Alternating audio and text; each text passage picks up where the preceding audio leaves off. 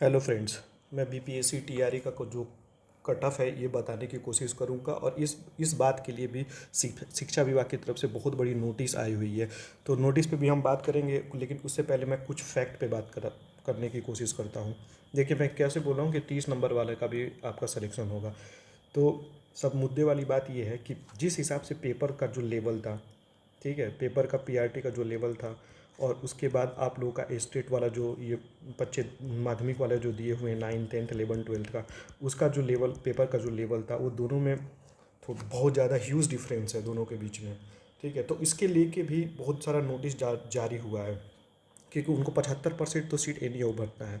ठीक है, और बच्चे जो अपेयर हुए हैं इस एग्जामिनेशन में भी वो भी कम हुए हैं। 8 लाख ने फॉर्म भरा था। ठीक है, 8 लाख के बाद 6 लाख अपेयर हुए हैं, 6 लाख से कुछ ज़्यादा अपेयर हुए हैं एग्जामिनेशन में।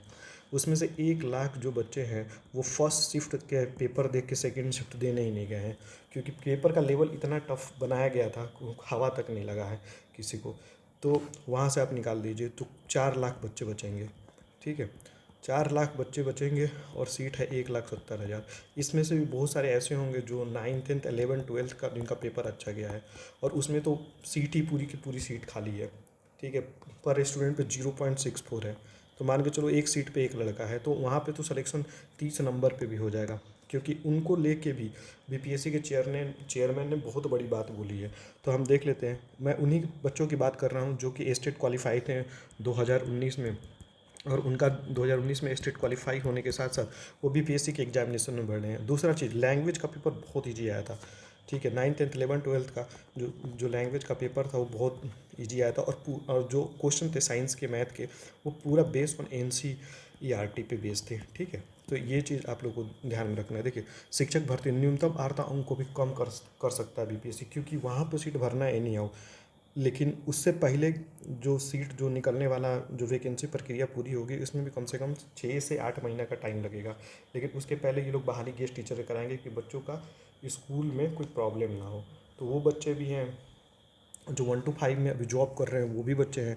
तो कुल मिला के बहुत सारे बच्चे ऐसे हैं कि इनको न्यूनतम जो अर्हता जो अंक है उसको भी ये डिक्रीज करेंगे। देखिए, इन्होंने निकाला हुआ है शिक्षक में 75% सीटों को भरने के लिए उन्होंने न्यूनतम अर्हता अंक को कट ऑफ के नीचे लेके आएंगे।